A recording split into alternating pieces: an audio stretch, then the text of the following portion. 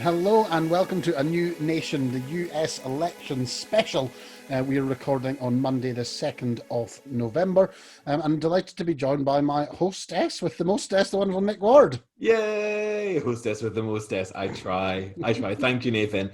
And I am thrilled that we are joined by a special guest star, Olly Parker.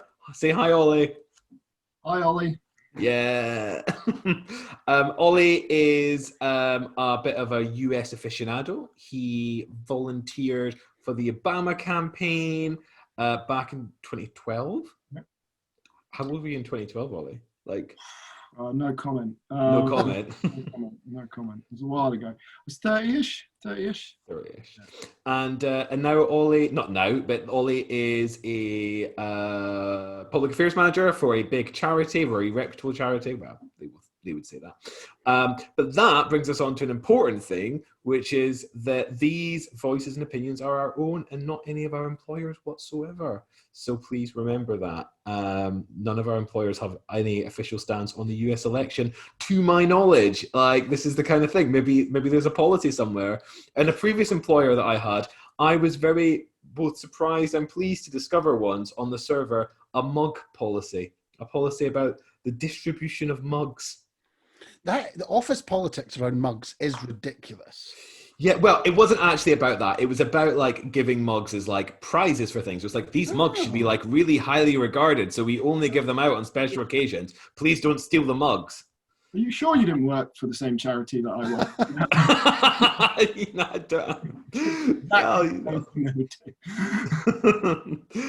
So we are going to discuss a couple of things. So the plan is that we are going to do a very short, sharp episode here, looking at some of the predictions, some of the places for us to keep an eye open for, almost a bit of a guide for the night. Which Olly's going to provide. Thank you, Olly. And then we're going to come back and record a more fuller episode on Thursday, where hopefully we will be able to analyse the results. And I think the most exciting thing is that we were going to keep a record of our predictions, so that on Thursday I can confront us with the stark reality that we know nothing at all, which is fine. Olly, you probably do know actual things, but me and Nathan don't know anything really about any place. Do we? Well, you might not, but have to do our research.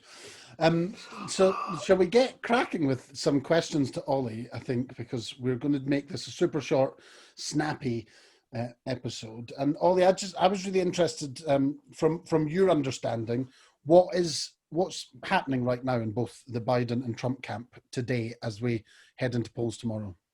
So it's the last 48 hours. Early voting is over across most states. It's also probably too late in most states to get your postal ballots in. So it's just those final 2-day rallies like any other election campaign. It's about going around your core areas. It's about GOTV. It's about finding where there are voters left who haven't voted yet, because of course nearly 100 million people have already actually voted so far in this election.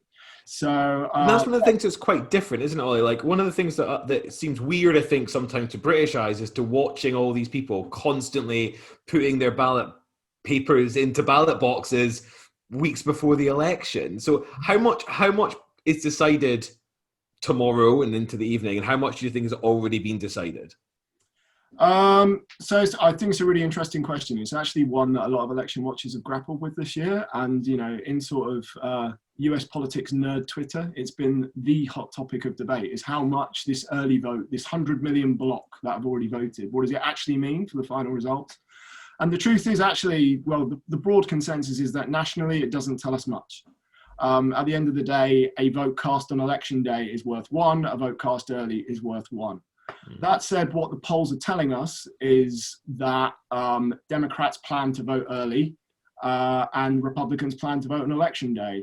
And a lot of people have voted early. A lot of the states where in American politics you can register as a Republican, register as a Democrat, there are a lot of states that share that information. So you're actually able to say a lot of Democrats have voted in this state, for example. So where we do have that evidence, we can see that Democrats have voted extremely early. So on a pan-national level, you'd rather be the guy that's already banked the votes than the guy that's waiting for people to turn up on election day. So you can say that's good for Biden. However, they count the same. So you can't say it's in the bag yet. However, Donald Trump.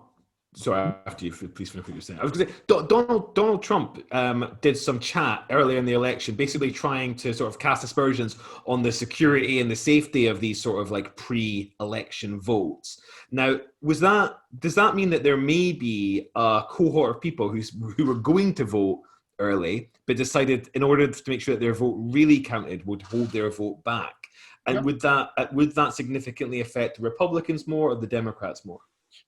Significantly affect Republicans more. That's what we're seeing. The distrust that Donald Trump has deliberately sowed in early voting and postal voting has disproportionately meant that Republicans are waiting to cast their vote on election day because they want to make sure it counts. And will they all be able to do that? Because, we see these big long lines outside of American polling stations all the time, which is very different again from what you normally see here. So, like, is there a rule where everyone will definitely be able to get to vote even if the line takes 4 to 8 hours? Like, how is that physically going to work? Well, this is one of the quirks of American politics, is that it doesn't just vary by state to state, but often by county to county in different states. So the rules are kind of different everywhere.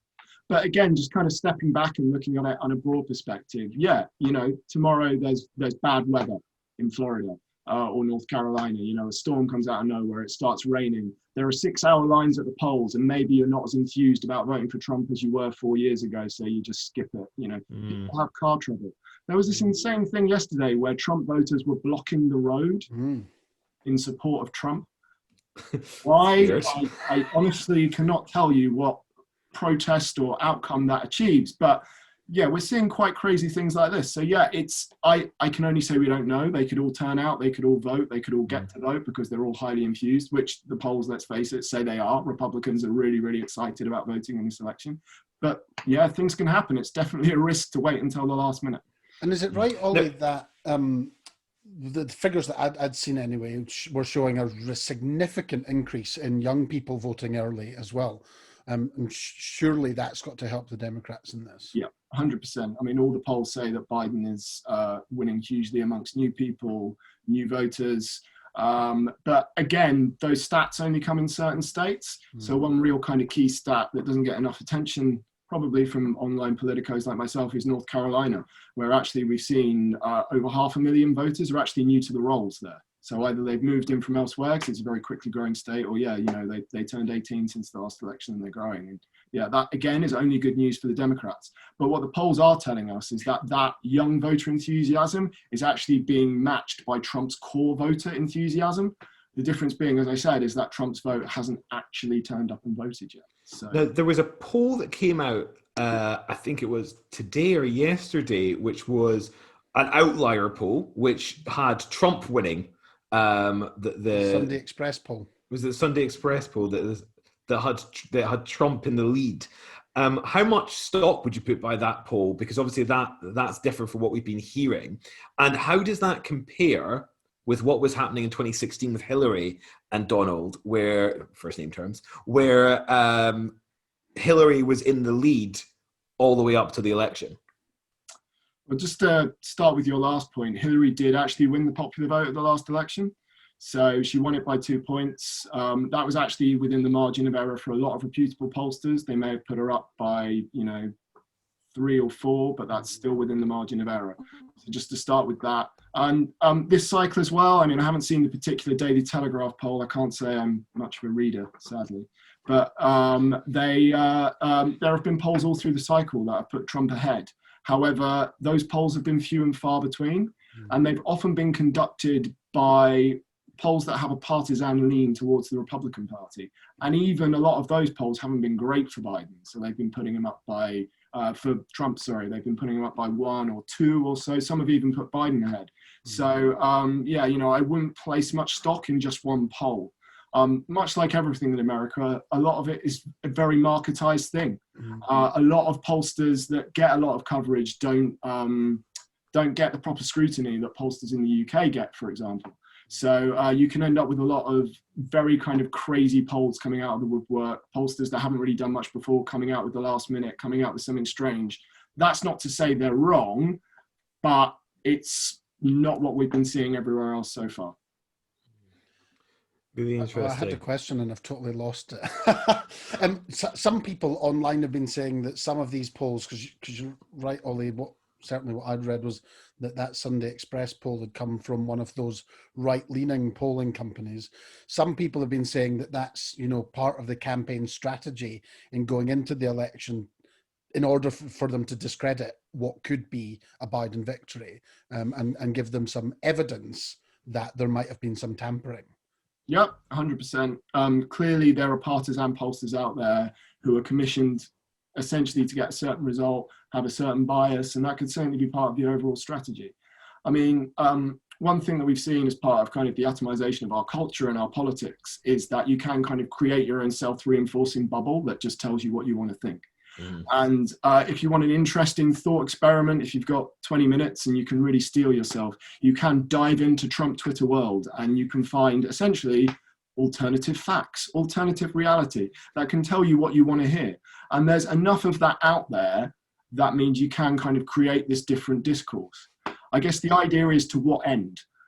If it is an absolutely crushing Biden victory, which it could be, there's the case that might be on the cards, then is there really any kind of worthwhile doing that? Again, the sort of conspiracy sort of theory you read amongst kind of the more online left is that Trump's going to start his own television network. And to have that television network, you need, say, only 10 to 15% of the electorate really excited about that to make a hell of a lot of money on advertising. So sell them a lie and maybe you can sell them a TV station and make a load of money. And that fits, Olly, with a lot of what Donald Trump's been doing throughout his premiership. So he's often been using misinformation or conspiracy theories and hoaxes to justify behaviors and actions that maybe wouldn't be acceptable otherwise. And I suppose if you're a Democrat, as in you're a person that believes in democracy, not Democrat with a capital D, that's a very worrying sign about what might happen post the election. So if we could just talk about that for a moment or two, can you describe to us the process that has to happen for one of the candidates to become the president of the United States? So are you asking like what the electoral college is, or are you asking how basically, yeah, because as you said before, Hillary won the popular vote, but that wasn't enough to allow her to win the presidency. So if you could sort of say, maybe talk us through the timeline a bit. So polls close at 10 p.m. and then what happens after that? So yeah, polls close at kind of different times all over the country because again, different rules, different states, and also different time differences. So it's a bit of a mishmash. They can't be like the polls close at this time. But essentially, to give kind of a broad sort of high-level view, the polls will close early evening, a little earlier than they do in the UK, over in the States. And then they will commence counting. And again, this is where we kind of fall into kind of the weird, vague grey areas because they will, different counties, different states will count different types of votes first. Ooh. So it gets really, really wonkish at this point. But basically, at around sort of 2 a.m. sort of UK time, the US networks will start to call states. This won't mean that the final results are in, but what they will start to say is, so for example, New York State, very safe Democratic, going to be very safe this time. They won't wait for them to count all the votes in New York, which, by the way, could take months in New York because they're not very good at running elections. They will just call it for the Democrats and put the electoral votes in his column. And that's the interesting thing. So instead of like, for example, say a mayoral election where a candidate gets more than 50% and they've won, instead you win a state and you get that state's electoral votes, and then you have to get 270 of those electoral votes to then win the election. So as the night goes on, different states will make a call that this person has won or this person has won, and then those votes, those electoral votes, will then be put in one of the candidates' columns. And is it right that some or all of the counting places publish those counts on almost a rolling basis, which is very different to what happens in the UK, yep, where you have to wait until counting is finished? 100%. So again, it's different rules in different states, but yeah, some will do live counting. So different counties will sort of start to upload their counts so you can kind of see them progress through the night. And that is how a lot of states are often able to make a call before the actual final vote is tabulated, because they're able to say, well, Trump or Biden is 20 points ahead in this county, and there just isn't enough votes in the rest of the state to be able to overturn that boundary, so we can call it for Biden, Trump, or whatever. So that makes election night quite fun. It does make election night quite fun. It does really change things. And the weird kind of differentiation of the rules, actually, which I mentioned earlier, actually does make a huge difference. So a lot of the Rust Belt states, to kind of group them as a homogenous thing, which of course they're not, they tend to count the election day vote first and then count the postal votes or the early votes later on. So a lot of people in those states are expecting that Trump will jump out to this absolutely huge, insurmountable lead where, say, somebody with nefarious intentions could say, well, I'm clearly winning and I'm going to win and I've won that state and the network should give it to me. Versus your Sunbelt states, for example, who do it the other way around. So they will count the early votes first and suddenly there'll be this huge Democratic lead. And then as the on-the-day votes come in, it will then start ticking back. So it will be quite exciting and quite nail-biting in a lot of states. And as you say, the networks give a bit of a running commentary on that. So whereas in UK elections, we all sit and we wait and there's a dusty community room and somebody stands up and reads these results. Instead, they will have some real-time websites that they're all looking and updating. Obviously, it's America. There will be flashy graphics all over everything. One of my favorite hosts is called Wolf Blitzer. You don't get that in the UK. You know, it is like, it's just more glitzy and more show businessy. Yeah, they try and keep it exciting. They'll have tons of guests on. They'll be incredibly partisan. They'll be arguing. You know, it'll be fun to watch. There is nothing more exciting than democracy, even if it's in a dusty community hall. I would say fun for us and the watchers and listeners of this podcast. Maybe not fun beyond that bubble, but you know, we are over it. Before we go into state by state, because I would like you to give us some runners and riders to keep an eye on, if possible. I think one of the things that people are obviously interested in and concerned about is the immediate fallout after the election and what might happen there. Now, we've heard a lot of discussions about, you know, Donald Trump lawyering up and preparing lots of legal battles. What might those be? Like, what are the legal things that you can contest that might allow you to say this result isn't valid? I mean, all kinds of things. It's worth noting for people that are really, really scared at this point that this often happens in every election cycle. You know, America has elected judges. It's partisan at that level. So, you know, like lawsuits have been filed throughout, and most of these claims are baseless. Most of them, you know, and this isn't me being partisan, most of them are being driven by Republicans right now. And it is quite worrying to watch. And also it's quite novel for sort of as UK poll watchers to sort of see this unfold and unfurl. But the kind of things you get are like sort of similar to some of the arguments you occasionally see increasingly conservative type politicians making in the UK, that the postal vote is abused. You know, we don't know that, you know, all these people that have said they're voting, you know, are real. Are they dead? You know, have you got like 20 votes from a household that only has one person in? You know, it's that kind of verification process where they try and blur the lines a bit and table a lot of counts around. I mean, Ollie, one of the things which now call me, you know, I don't want to be alarmist, but I don't want to be a cynic, but it did occur to me, as I'm sure it occurred to other people, that Donald Trump cancelled his big party that he was going to have in New York. Obviously, people might want to think that was because of COVID, but then he was going to have 400 people inside the White House, so probably not because of COVID. Is he, in fact, putting himself in the White House strategically so that in any contested election, he is effectively occupying the building? Because we know that can give, if we think about, for example, what happened in the UK in 2010, was it? We know that can give the sort of the incumbent and the person that was there before a sort of greater prestige and power to hang on a bit longer. We saw that a bit when, you know, Gordon Brown was trying to negotiate a coalition with the Lib Dems before David Cameron came in. So do you think this is a deliberate tactic on those kind of, down those lines? In short, yes. And I know the answer is yes, is because that's exactly what Donald Trump says he's going to do. Oh. So he's been speaking at rallies for the last 2 days saying, if I'm up in Pennsylvania on election night, I'm going to say I won. And, you know, that's that. And as I kind of explained previously, you know, Pennsylvania will count the election day vote first, which is likely to be very Republican, and it will then count the early vote, which is very Democratic, second. So he's basically already said he's going to do that. And yeah, I think you're completely right. doing that with the backdrop of the White House behind you gives you a certain authority when you do that.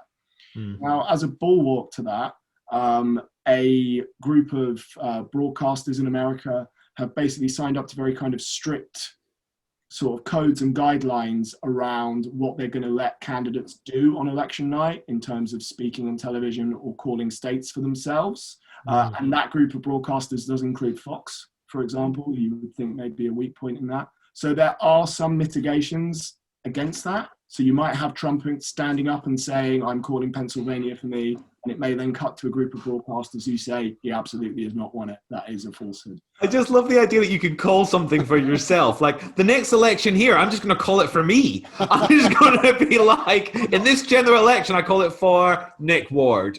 See how that goes. But at the end of the day, I mean, I don't know if anyone's been watching the Trump show on the BBC. Great program. Quote there, where somebody said that, basically Trump has just started pushing the boundaries of what he can do as president. And this is the ultimate place to push it, isn't it? I'm just going to say I won. I'm just not going to leave. I mean, I'm not saying it's going to happen, but it's a pathway. However, the other bulwark against that is Trump can only do that if it's close. So, if he's close in Pennsylvania, he can cast doubt, he can cast assertions, he can get lawyered up, and suddenly you start getting people going, oh, well, this vote here and this vote here. And obviously America is a very partisan, a very divided nation, so there will be Republicans that echo that, and you can try and create that counter-narrative and that sense of drive. However, if Trump turns around and all of a sudden he's lost Texas, game over. It's not going to happen. So, So before we get into some of the key states to watch, and we know that Cameron sent in a question about what states to watch, so we're really interesting to get your sense of that, Ollie. I had a question. Nick, in the last podcast, mentioned the West Wing, and I Googled this because I wanted to make sure before I asked a stupid question, but Hartsfield Landing is a real place. Does it have any play in real life elections? It's one of those brilliant quirks of election night that America has, similar to the kind of ballot box race we have in UK elections, where people kind of race and you watch people running along with ballot boxes. It's a similar thing in America whereby, it'll be like, oh, hey, those people in those houses have done their vote again, and let's look who won. They sort of, it doesn't really tell us anything, but it's fun. It feels like half an hour of airtime all the way. Great. Bro, okay, well, let's dive in and then we'll finish off with like what time things happen and stuff. So, Ollie, what are can you give us your key states that you think are going to be real bellwethers for us to know how things have gone? And we're going to write these down so that we'll have that prediction in I was going to say in stone, but in ink, obviously. So which ones do you think on election night we should be keeping a really close eye on, and what might the results mean? Yeah, so one of the things that's a really good sign for Biden is that actually there's a lot of battleground states this year that we need to be looking at. So to just kind of roughly categorize them a bit. First up, we've got the pretty obvious states, which we all know about, which are the Rust Belt states.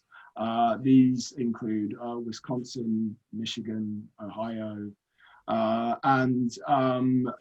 these are real kind of like, these are the states which Trump won surprisingly last time. So they're always key. They've been key in elections for many, many years. So getting the results there will be, hugely, hugely important and impactful. However, that's also a group of states where the election boards are underfunded, they're counting things in weird ways. So they're also the states where actually it could take a number of days before we know the final result. And if the election is close, if some of Biden's other pathways don't come out because, Trump just about hangs on in enough states, they take on real importance. The other state which, Before you go into the next state though, do you have a prediction about which way those states will go? So I'll just stick with Wisconsin and Michigan. I think the others are kind of less impactful on the results, but I think Wisconsin and Michigan will definitely go for Biden. Okay, thank you. And so the other state, you can continue now. Sorry, Ollie. That's all right. So the other state, which my American friends would tell me is not part of the Rust Belt, but which a lot of people kind of throw in there with the rest because of some similar demographics, and also its import as well, is Pennsylvania. which we've spoken about already. Another state kind of similar in that it has that white working class kind of Trumpian factor versus the historical kind of trade union bastion of the Democrats as well. You know, one of the surprises on election night last time around. And that is predicted to be most likely tipping point state. So what we mean by tipping point state is it's the state that gets you over the 270 electoral vote line. Biden probably needs it, although there are quite a few scenarios where he doesn't need it. However, Trump desperately needs it. It's pretty much his only path to an illegitimate victory. It's also a state where you can cast aspersions over the vote because of what we were saying about that early and late vote. And also the state legislature is Republican. So we'll be able to aid him with some of that in terms of the decisions that come up through the courts. Great. And in terms of my prediction, yep. I mean, this one is really, really tough. The polls are currently pointing to a 5 points or so Biden win, whereas the national vote is saying he could win by as much as 8, 9, or even 10. So I'm going to go for Biden, but it's very much one of those where I wouldn't be surprised if somehow out of nowhere Trump won, because in the last 2 elections, the Democratic share of the vote has been underestimated in the whole of the Rust Belt and Pennsylvania by pollsters. So, you know, there's a late surge of undecideds to Donald Trump, and then there's a polling error in his favor. Suddenly 5 points can become, you know, minus 0.5, where we're getting into recount territory and delay territory. Bro, and what any other states that you think are ones we need to keep a close eye on? Again, for the need for speed, I'm going to kind of group some of our Sunbelt states together. So that includes Florida, which of course we all know about and where I'm talking to you from today, honestly. We've also got North Carolina as well, which I think is very an underrated kind of tipping point state in this. People forget that Barack Obama won it in 2008. Actually, one of the things I did when I was working in American politics is I staffed the convention in North Carolina. It's a state that is changing rapidly. It's getting younger. It's getting more democratic. 500,000 young people that didn't vote in 2016 have voted this time. They tend to be Democratic. So that's a really, really interesting state as well. And then you've got Georgia, which surprisingly, people don't think of Georgia as being Democratic, but that's getting bluer and bluer as well. And finally, in that little belt there, you've got Texas as well. And ahead of this podcast, I went and sort of phoned up and texted loads of my kind of American friends that are working on the election today. And the theme that came out from all of them was just that something is happening in Texas. It's already at 110% of its vote from 2016 before election day has even happened. Wow. And I thought you were going to say like over 110% of his vote. I was like, well, that doesn't sound like it's right, does it? That does sound like a lawsuit is needed there. Okay. The early vote, as we've said, is overwhelmingly Democratic. At the 2018 elections, where pollsters were actually quite accurate, the Republicans won it by like 2-3 points, barely at all. It's getting more diverse. The fact the introduction of things like drop boxes have actually made it easier for a lot of people to vote in Texas. And actually, like, people think that when Democrats eventually win Texas, it will be because the state's become really, really diverse and that Latinos have eventually like started coming to the polls and giving it to them. So I was going to say, is that the same with all these Sunbelt states where it's actually a demographic shift? Some of it is, but actually one of the key demographics that we've seen deserting the Republican Party and coming to the Democrats, and that's not based on polling, that's based on polling and the results of the 2018 midterm elections, is actually white suburban women. Mm. They don't like Trump. I mean, you're a white moderate woman, why would you, quite frankly? Yeah, we've seen them abandoning Trump in huge numbers. And that's the demographic that's really, really strongly turned out in Texas. There's actually a lot of Latino votes there, which could come out on election day and put Trump over the top. So a lot of people, a lot of Democrats are really excited. Could this be the year in Texas when it finally turns blue? Your prediction for Florida, North Carolina, Georgia, and Texas. Go on, give us some quick. I mean, the fact we've barely spent any time on Florida at all is a misnomer. Florida, I am going to give to Trump. So one of the interesting quirks where we talk about Latinos there is actually a lot of Latinos in Florida are of Cuban heritage. So any accusations of socialism there really stick with this particular demographic. I'm going to give Florida on the nose. It's tight. It's always tight. It's not moved in the way that polling has in the rest of the country. So I'm going to give that to Trump by a nose. I'm also therefore, because they move a little bit in tandem, although they are slightly different, I'm therefore going to give Georgia to Trump, but again, by a nose. I'm going to say that it's going to be ridiculously close and it's going to be very exciting, but sadly, I am a Democrat. I'm giving Texas to Trump by a no. However, and this is where I maybe do get bold, a lot bolder than people are telling me, I think North Carolina will go Democratic this year. I had been seeing that about Texas, so that will definitely be an interesting state to watch. Yeah, they also count their votes relatively quickly, so we should find out on election night. Same with Florida as well. I mean, if Biden wins Florida, it's all over. Is there any other states, Ollie, that we should absolutely, any final state where you're like, this is a bit of a random one, but keep an eye on that state that you think we should keep an eye on? So I'll just finish my roundup of states first, and then I will answer that question because I think it's a really good one. So the final state, which people erroneously refer to as Sunbelt, is Arizona. And actually, Arizona gives Biden another kind of really clear path to the 270 electoral votes we mentioned earlier, where maybe he doesn't even need Pennsylvania, for example.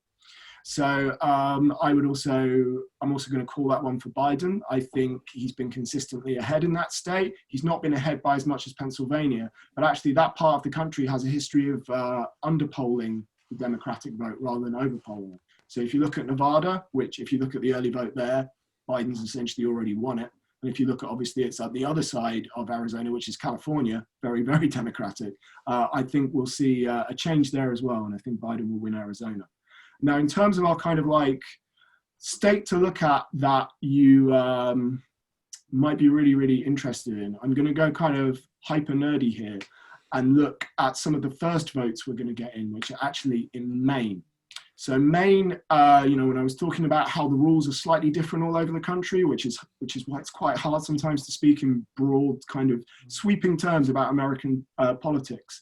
Instead of winner takes all in Maine, Maine is instead assigns its by electoral votes in a slightly different system. So they don't give it to winner takes all. They give it if you win certain congressional districts. So you get 2 electoral votes if you win the whole state overall, and then you get 1 for one electoral district, and then another electoral vote for another electoral district. We're going to see that result relatively early on in the night.